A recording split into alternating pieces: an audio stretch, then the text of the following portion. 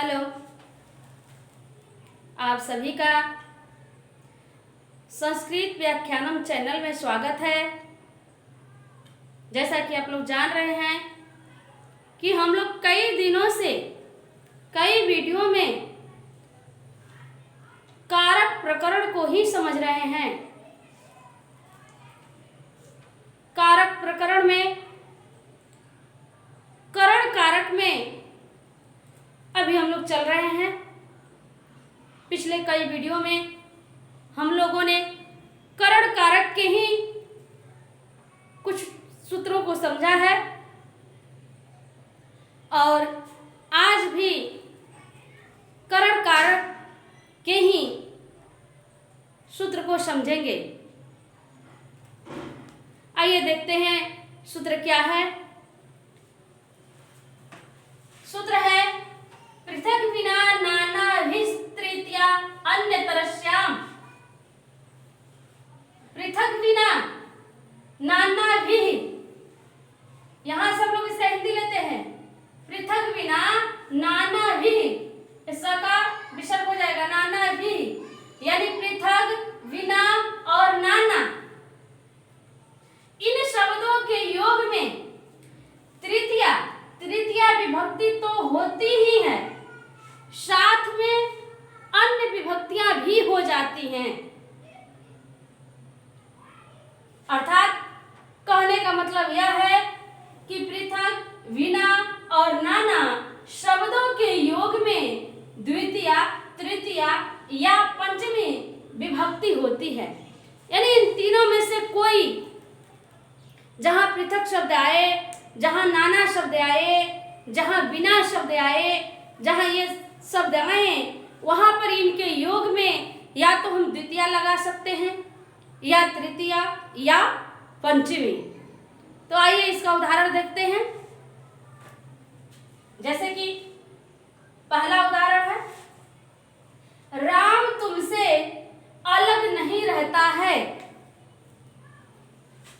यहां तुमसे अलग यानी पृथक, अलग यानी पृथक। तो अब तुमसे जो है इसका संस्कृत, तुम का संस्कृत क्या होता है? तुम होता है, यानी युष्मत शब्द रूप। तो हम लोग युष्मत शब्द रूप पढ़ेंगे और एक वचन में, क्योंकि तुमसे है, अकेले है, एक वचन का है, तो युष्मत शब्द रूप के एक वचन में या तो हम लोग द्वितीया को लेंगे या तृतीया को लेंगे या फिर पंचमी को लेंगे। आइए देखते हैं इसका संस्कृत। रामः त्वाम त्वया त्वत् वा पृथक न वस्ति, यानी रामः त्वाम त्वया त्वत् वा पृथक न वस्ति। ध्यान दीजिए, हमने इस वाक्य में तीनों को ला दिए हैं, तीनों विभक्तियां ला दिए हैं। लेकिन जब हमें इस वाक्य का संस्कृत बनाना होगा, राम तुमसे अलग नहीं रहता, इसका संस्कृत बनाना होगा, तो हम इस तीनों को एक साथ नहीं लिखेंगे। ये हमने समझने के लिए लिखा है। हम इसको अलग अलग लिखेंगे, कोई एक ही लिखेंगे। जैसे कि ध्यान दीजिए, यहाँ पे हम लिखेंगे रामः त्वाम पृथक न वस्ति, या फिर लिखेंगे रामः त्वया पृथक न वस्ति, या फिर लिखेंगे रामः त्वत् पृथक न वस्ति। उम्मीद है ये समझ में आ गया। हम लोग दूसरे उदाहरण पर चलते हैं। दूसरा उदाहरण है, धर्म के बिना सुख नहीं मिलता है। यहां बिना शब्द आया है, बिना, और किसके बिना? तो धर्म के बिना। अब हम धर्म में द्वितीया, तृतीया या पंचमी विभक्ति लगाएंगे। किसमें? धर्म में। आइए इसका संस्कृत देखते हैं।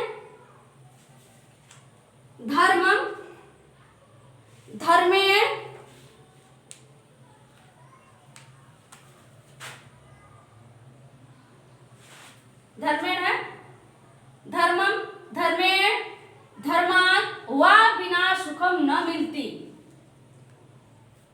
यहां भी देखिए हम तीनों विभक्तियां ला दिए हैं केवल समझने के लिए, लेकिन जब हम वाक्य बनाएंगे, जब हम धर्म के बिना सुख नहीं मिलता, जब हमें इसका संस्कृत करना होगा तो कोई एक ही लिखेंगे, धर्मम बिना सुखम न मिलती, ये भी सही है, या लिखे धर्मेण बिना सुखम न मिलती, ये भी सही है, या लिखेंगे धर्मात् बिना सुखम न मिलती, ये भी सही है।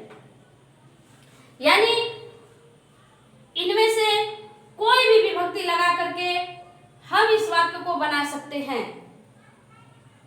अगले उदाहरण में चलते हैं। वाटिका नाना प्रकार के फलों से आच्छादित है। वाटिका नाना प्रकार के फलों से आच्छादित है। यहाँ पर देखिए नाना आया, यहाँ पर क्या आया?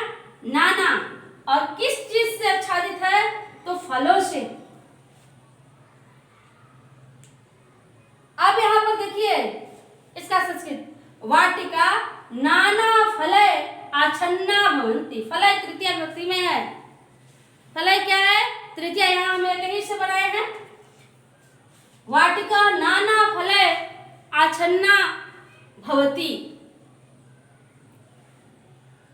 तो मैं आशा करती हूं कि आप सभी जो है इस सूत्र का मतलब समझ गए और इससे अनेकों अनुवाद आप बना सकते हैं। मैं आप लोगों से यही कहना चाहूंगी कि आप लोग प्रतिदिन मेरे इस वीडियो को देखिए।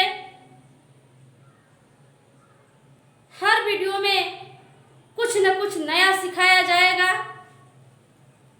और मैं जहां तक जानती हूं कि आज संस्कृत की यह स्थिति है कि हर बच्चे लगभग, मैं सबकी बात तो नहीं कर सकती हूं, लेकिन लगभग बहुत सारे बच्चे संस्कृत पढ़ने से भाग रहे हैं।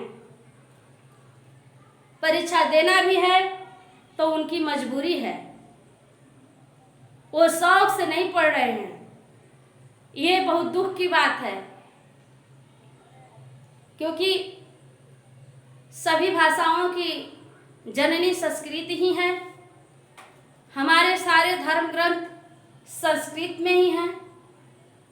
हमारे सारे आयुर्विज्ञान संस्कृत में ही है, यानी आयुर्वेद जो है कहें संस्कृत में ही है। और इस तरह आज की पीढ़ी संस्कृत से भाग रही है, यह बड़े ही दुख की बात है। मेरी यह कोशिश है कि मैं इतने सरल ढंग से, इतने आसान तरीके से वीडियो के माध्यम से लोगों तक संस्कृत को पहुंचाऊं कि वे संस्कृत से न घबराएं और वे संस्कृत में रुचि लेकर के पढ़ें। मेरी यही आशा है, यही कामना है और मैं यही कहूँगी कि आप लोग मेरे चैनल को सब्सक्राइब कर लीजिए।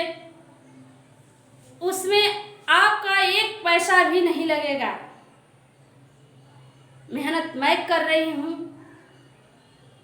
फल आपको मिलेगा।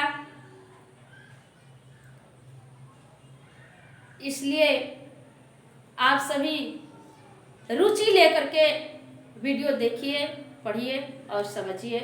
अभी के लिए इतना ही। धन्यवाद।